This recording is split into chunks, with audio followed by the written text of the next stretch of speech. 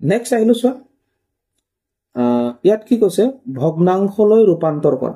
ভগ্নাংশলৈ ৰূপান্তৰ কৰিবলৈ কৈছে ঠিক আছে সো তেতিয়া হলে এইটো আমি ভগ্নাংশলৈ নিবলৈ হলে কি কৰিব লাগিব আমাৰ ভগ্নাংশ মানে কি আছিল যদি ভগ্নাংশ কথা কওঁ ভগ্নাংশলৈ যদি মনত পেলাও ভগ্নাংশ সমান কি আছিল এফালে আছিল আমাৰ হৰ আৰু এটো আছিল লব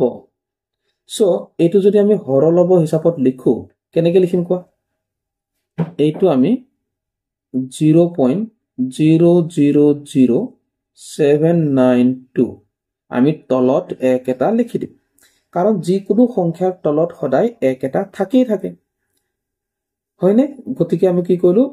হৰলব হিচাপত লিখিলো কিন্তু ইয়াত আমি অপচন কেইটাত উত্তৰ কেইটাত দেখিছো তেনেকুৱা নাই দেখা গতিকে মই এটা টেকনিক আগতে তোমালোকক কোৱা আছিল যে ওপৰৰ দশমিক উঠাবলৈ তলত শূন্য দিব লাগে আৰু তলৰ দশমিক উঠাবলৈ ওপৰত শূন্য দিব লাগে কিন্তু শূন্য কেইটা দিবা হেতু চাবৰ কাৰণে চাব লাগিব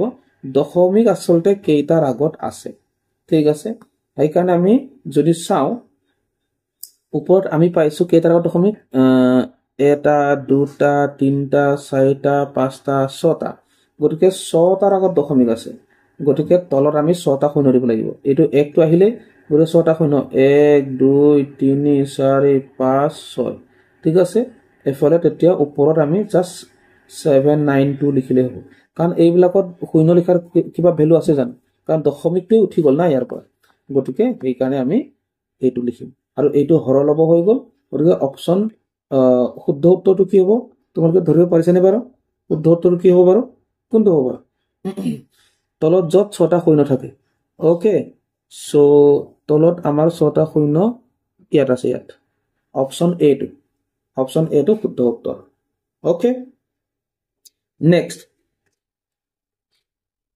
নেক্সট আহিলে দশমিকত প্ৰকাশ কৰা কথাটো ইয়াত কি কৰিবলৈ কৈছে দশমিকত প্ৰকাশ কৰিবলৈ কৈছে যে তলত আমাৰ শূন্য কেইটা আছে এটা দুটা তিনটা চাৰিটা পাঁচটা ছটা শূন্য আছে দশমিকত প্ৰকাশ কৰিবলৈ হলে তলত যিমানটা শূন্য থাকে ইমানটাৰ আগত দশমিক দি দিলে হৈ যায় আৰু ইয়াত যদি বেলেগ সংখ্যা থাকে তেতিয়া আমি কটাকটি কৰি ল'ব লাগিব কিন্তু ইয়াত এক আছে কাৰণে আমি ডাইৰেক্টলি কি কৰিম তলত যিমানটা শূন্য আছে ওপৰত সিমানটা আগত দশমিক দি দিম গতিকে ইয়াত আমি কেইটা অংক পালো কেইটা শূন্য পালো এটা দুটা তিনটা চাৰিটা পাঁচটা ছটা শূন্য পালো সেইকাৰণে ইয়াৰ উত্তৰটো কি হ'ব জাস্ট আমি এনেকে লিখো তাৰপিছত শূন্য ছটা দিলো তাৰপিছত আমি দশমিকটো ছটাৰ আগত দি দিম এফালে 0.00999 সো ইয়াত আমাৰ 9 তিনটাহে আছিল কাৰণ শূন্যটো ছটাৰ আগত মানে শূন্যটো ছটা আছে গতিকে দশমিকটো ছটাৰ আগত বহিব গতিকে ছটাৰ আগত কৰিবৰ কাৰণে শূন্য তিনটা দি ল'বলগীয়া হ'ল তেতিয়াহে ছটাৰ আগত দশমিকটো বহিলে ওকে গতিকে উত্তৰটো কি পালো তেতিয়াহলে অপচন একটো শুদ্ধ পালো ওকে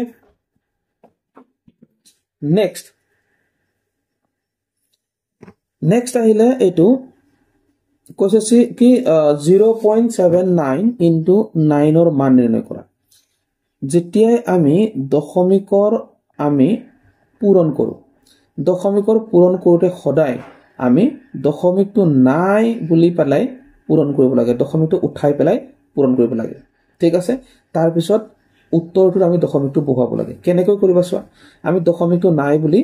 পাতি ললো 79 আৰু 9 ওকে সো যদি পূৰণ কৰো কি হ'ব 9 9 81 1 উকলিব 8 তাৰপিছত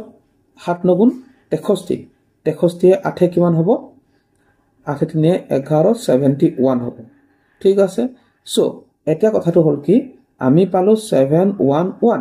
কিন্তু ইয়াতো দুটাৰ আগত দশমিক আছিল সেইকাৰণে ইয়াৰো দুটাৰ আগত দশমিকটো বহিব সো 7.11 হ'ব গতিকে উত্তৰ পালো অপচন এ ইজি এনেকৈ ওকে নেক্সট ইয়াত কৈছে চোৱা কি কৈছে যোগ কৰা হয়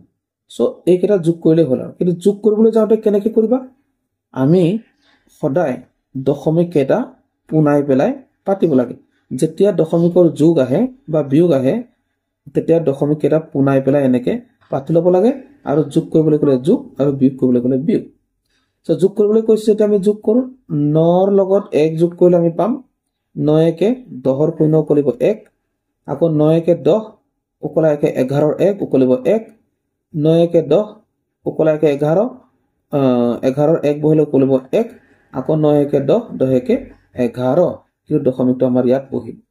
গতিকে কিমান পালো 11.110 অৰ্থাৎ 11.11 পইণ্টৰ পিছত এই জিৰোটো নাথাকিলেও একো আপত্তি নাই এটো নিলিখিও আসলতে যদি তোমালোকে এনেকে উত্তৰটো দেখা তোমালোকে খেলিমেলি নকৰিবা ঠিক আছে কাৰণ দশমিকৰ পিছৰ এই জিৰোৰ কোনো ভ্যালু নাই থকা নথকাৰ কোনো মূল্য নাই সেইকাৰণে আমাৰ উত্তৰটো হ'ব অপচন 4 ওকে ইয়াতে কৈছে কি ইয়াত কৈছে যে 0.0091 হৰণ 1000 অৰ মান কি কৰিব লাগিব হৰণ কৰিব লাগিব গতিকে আমি এটো এনেকে পাতিলো 0.0091 হৰণ চিনাতে আছে যেতিয়া আমি এনেকে পাতি লব পাৰো এনেকে তাৰপিছত মই আগৰ ভিডিও বিলাকত তোমালোকক কৈছো যে আগৰ প্ৰশ্ন বিলাকত যে তলত যদি শূন্য থাকে 100 বা 10 100 1000 10000 তেনেকুৱা যদি থাকে তেতিয়া হলে ইমানটা অংকৰ আগত দশমিকটো দি দিব লাগে ইয়াত যদি বলে 2 3 4 আছে এটো বেলে কথা এটো আমি হৰণ কৰিব লাগিব ঠিক আছে কিন্তু এতিয়া ইয়াত যেহেতু 1 আছে গতিকে ইয়াত লগতে তিনটা শূন্য আছে গতিকে তিনটা অংকৰ আগত দশমিক দি দিব লাগিব কিন্তু কথাটো হল কি ইয়াত ইতিমধ্যে 4 টাৰ আগত দশমিক আছে গতিকে ইয়াত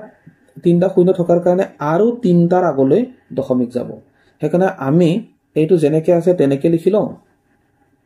0091 তাৰপিছত এই তিনটা শূন্য আমি দি দিম 1 2 3 তাৰপিছত দশমিকটো ইয়াত আহিব এনেকে হ'ব উত্তৰটো গতিকে শূন্য কেইটা আহিলেগে 1 2 3 4 5